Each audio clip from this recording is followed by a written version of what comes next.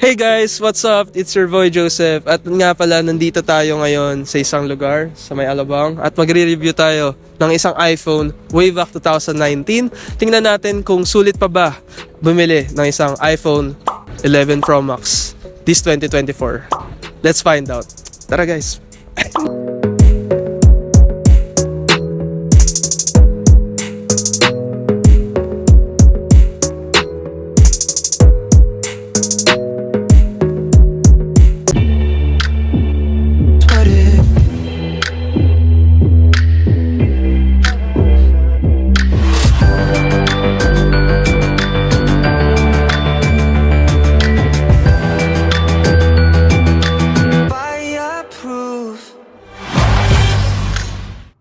So yo guys, ngayon pag-uusapan natin ang iPhone 11 Pro Max. So first thing first, maganda ang ating background. Wow, kala mo na sa ibang bansa. Pero yun guys, so first part ng pag-uusapan natin dito sa iPhone 11 Pro Max is ang kanyang build quality. So ang iPhone 11 Pro Max is made of stainless steel, yung kanyang frame. Then matte black finish. Ito ang first iPhone na matte black na yung kanyang likod. Diba? Yung sobrang smooth ng kanyang pakiramdam. Kasi yung mga non-Pro version like yung 11, 12, 13, 14, they're having a glass back. Pero this is made of matte black finish and stainless steel yung side. For 2024, yeah, I can say it's a definitely check for me kasi sobrang tibay pa rin naman nito. Ilang beses na nabaksak to, buhay pa rin. Bilan nyo lang ng case, basta yung Star D ha, wag yung jelly case. Anong use ng case mo kung jelly case? Sira din yun, di ba? Kaya ako may case para to protect your phone, di ba? May screen size siya ng 6.5 inch. Sobrang laki na ito. Solid na solid to. Perfect for gaming, for viewing, and such. So, for me, approve ba sa akin? Yes. Yun lang. Alright guys, ngayon sa part naman na ito ay pag-uusapan natin ang kanyang performance. So, itong iPhone 11 Pro Max is powered by the A13 Bionic chip.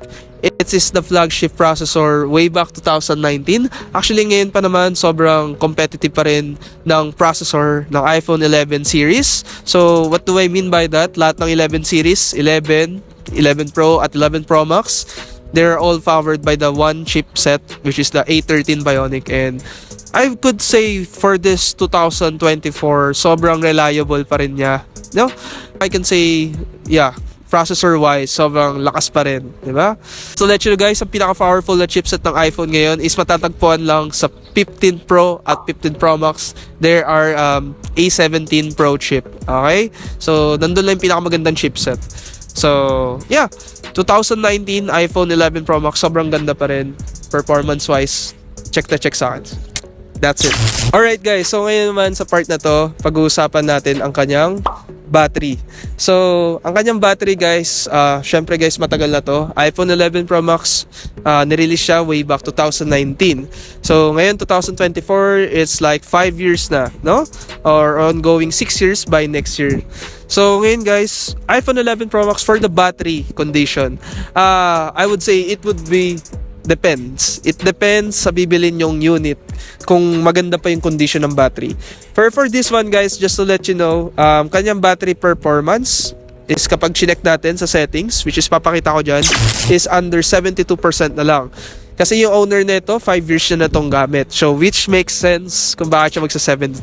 For iPhone 11 Pro Max, I believe nandito ang pinaka-makunat na battery sa lahat ng 11 series. The bigger the phone na meron ka, mas malaki yung battery capacity or yung milliamp na ilalagay nila. So, for the battery condition of the iPhone 11 Pro Max, depende yun sa inyo. Kasi, magdedepende yan kung sa kayo bibili, sa Green Hills or sa Facebook Market. Depende yan. Usually, makakita kayo na 80 to 90% or minsan nga 75% or above. So, minsan guys, meron din mga boosted na battery ng iPhone. So, kailangan nyo talaga i-check mabuti. Patrio tools nyo kung kailangan.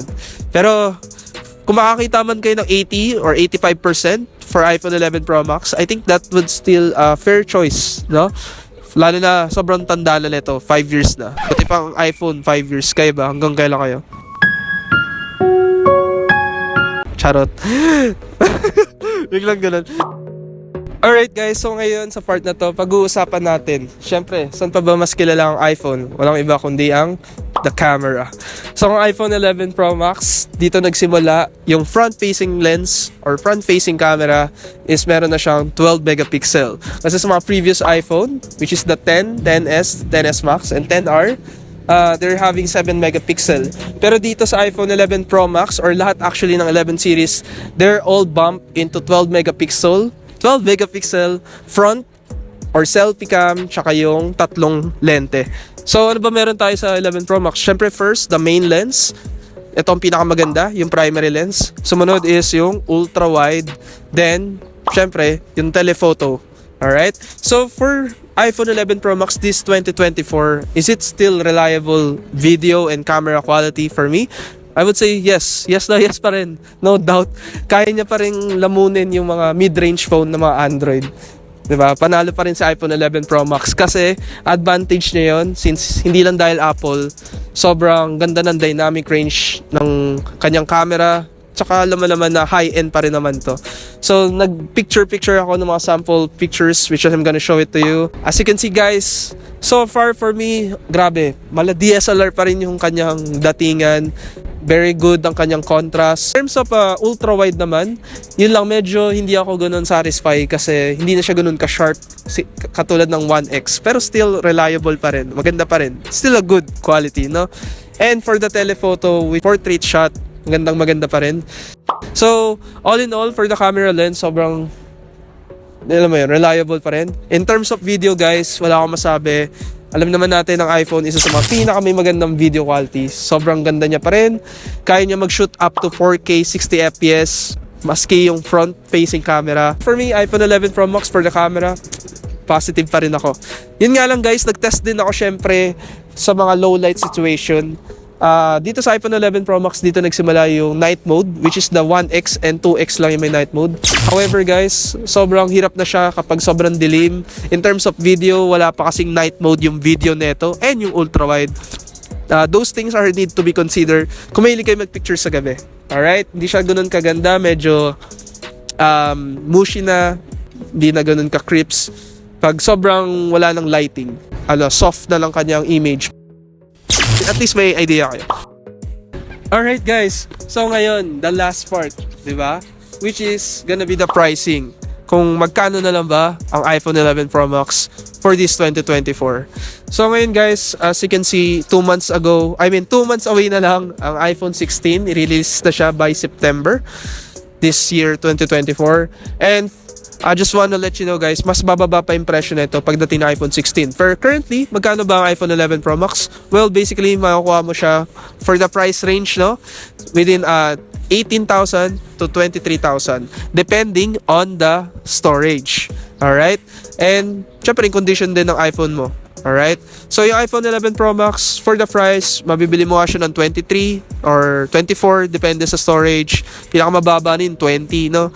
For that price, like I said, 18,000 to 23,000 yung kanyang price range na kayang i-provide ng ganitong phone. Well, it's a fair choice. I mean, fair price, no?